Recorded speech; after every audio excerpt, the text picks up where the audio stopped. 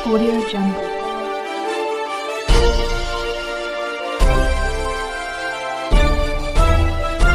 Audio Jungle. CRS news में आपका हार्दिक स्वागत व अभिनंदन है। मैं हूं राजेश जायसवाल। सीआरएस न्यूज आपके जिलों की हर खबर पर रखता है अपनी नजर। आइए चलते हैं आज की खास खबर की ओर। पूर्व केंद्रीय मंत्री सह भाजपा नेता आरसीपी सिंह लंबे समय से कार्यकर्ताओं से दूर रहने के बाद फिर से 2025 विधानसभा चुनाव की तैयारी में जुट गए हैं। और इसी कड़ी में गया शहर के मिर्जा गालिब कॉलेज के समीप एक निजी होटल में कार्यकर्ता संवाद कार्यक्रम आयोजित किया गया। इस दौरान कार्यकर्ताओं ने उनका जोरदार स्वागत करते हुए उनके समर्थन में नारेबाजी की। संवाद कार्यक्रम में सभा को संबोधित करते हुए उन्होंने अपनी बात रखें और कार्यकर्ताओं को गोलबंद किया। हालांकि इस कार्यक्रम में भाजपा के स्थानीय कार्यकर्ता और नेता गायब रहे, जिसको लेकर पत्रकारों द्वारा सवाल पूछे जाने पर उन्होंने कहा कि अलग अलग जगह पर लोगों की अपनी अलग अलग राय होती है, लेकिन मैं अपने कार्यकर्ताओं से लंबे समय से मुलाकात नहीं किया था, जिसको लेकर हम जिलों में जा रहे हैं। वही पत्रकारों ने उनसे पूछा कि विधानसभा चुनाव को लेकर आप अपनी नई पार्टी बना रहे हैं, तो उन्होंने इस बात से इनकार किया। साथ उन्होंने कई मुद्दों पर अपनी बात रखी।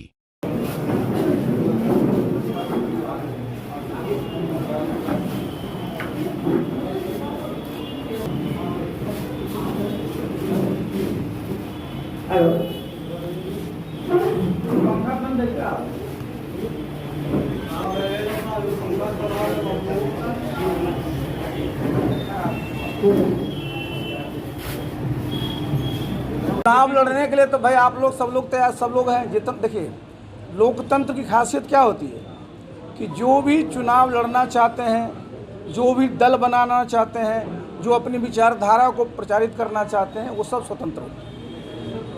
तेजस्वी यादव 17 अगस्त से यात्रा शुरू करता है। ये बड़ी अच्छी बात है भाई। देखिए, नेताओं को तो यात्रा क्या, नेताओं को तो हमेशा फील्ड में जाना चाहिए। जब फील्ड में जाइएगा तो वहाँ जो ज़मीन पर जितनी भी चीज़ें हैं उसको जानिएगा, जनता से आप रूबरू होइएगा, उनकी समस्याओं से आप अवगत होइएगा। तो जब आप चीज़ों को जानिएगा तो उसका कैसे समाधान हो, इसके बारे में रास्ता निकालिएगा तो अच्छी चीज़ है। राजद जो बता रहा है बिहार में जो क्राइम बढ़ा है वो राक्षस राज का बार-बार। देखिए भाई, राज जो एक बात बता देते हैं, आज की तारीख में कहीं कोई राक्षस नहीं है। और एक बात तो वो लोग भी जानते हैं कि 2005 के बाद से जो एनडीए की सरकार यहाँ आई, बीच में 20 महीने वो लोग भी थे, तब कहीं जाति के आधार पर कोई नरसंहार नहीं होता। पहले क्या होता, सांप्रदायिक दंगे नहीं होते। बाकी ये स्वाभाविक है कि भाई ज़मीन को लेकर करके और कई मुद्दे को लेकर करके घटनाएं घटती हैं, अपराध होते हैं। लेकिन होना क्या चाहिए कि जब कोई घटनाएं घटती हैं तो भाई उसकी तहकीकात की जाए, अपराधी को पकड़ा जाए, स्पीडी ट्रायल कराया जाए, उनको सज़ा कराई जाए, जिससे कि अपराधियों के मन में कानून का दर्शन। इसका एक स्थान है, ये ज्ञान की भी धरती है, मोक्ष की भी धरती है। और अभी जो केंद्र सरकार ने बजट पेश किया है, उसके बाद गया में जितने प्रकार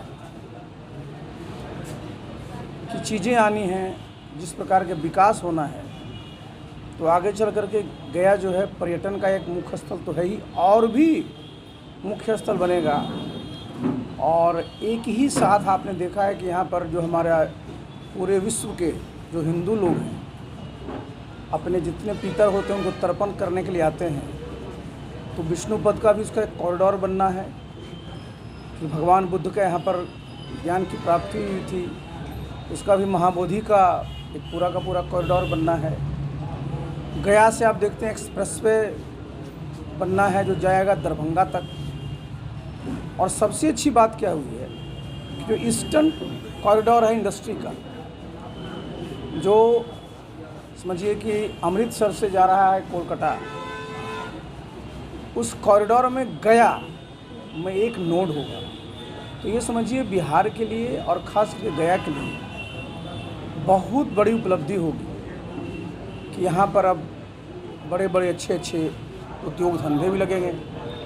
और गया में खास करके देखिए आज की तारीख में जो टूरिस्ट आते हैं काफ़ी देशों से आते हैं, और जब यहाँ जब उद्योग के भी जब यूनिट्स सब स्थापित होगी तो गया के हमारे नौजवानों को और पूरे बिहार के नौजवानों को यहाँ तरह तरह के रोज़गार भी मिलेंगे।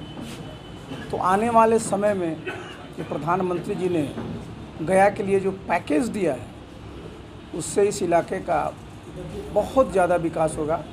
और यही हम लोग चाहते हैं कि भाई गया जो इतना इंटरनेशनली फेमस जगह है, ये रोज़गार का भी एक बहुत बड़ा केंद्र बिहार में बने। आपने ये भी देखा कि प्रधानमंत्री जी की इच्छा है कि 2047 तक भारत विकसित राष्ट्र बने। तो भारत विकसित राष्ट्र तभी बनेगा जब बिहार विकसित राष्ट्र बनेगा, और बिहार भी विकसित राष्ट्र तब बनेगा जब गया और गया के जो ग्रामीण इलाके हैं, जितने हमारे गांव हैं, वो सब विकसित होंगे।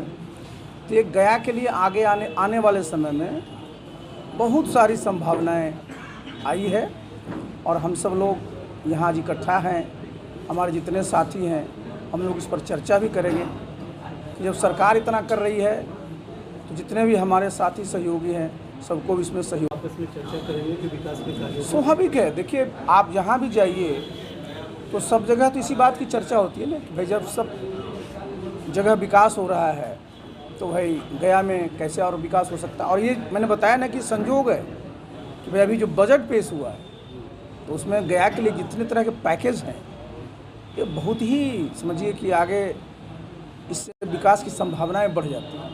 और जितने तरह के उद्यमी हैं हमारे, देखिए हमको ये भी हमारे साथ जितने लोग बिहार में हैं उन लोगों को उद्यम के बारे में भी सोचना है कि आगे आने वाले समय में हमारे लोग एंटरप्रेन्योर भी बने, तो बिहार सिर्फ मार्केट ना रह करके यहाँ जो है उत्पादन भी हो, यहाँ के लोगों को रोज़गार भी मिले।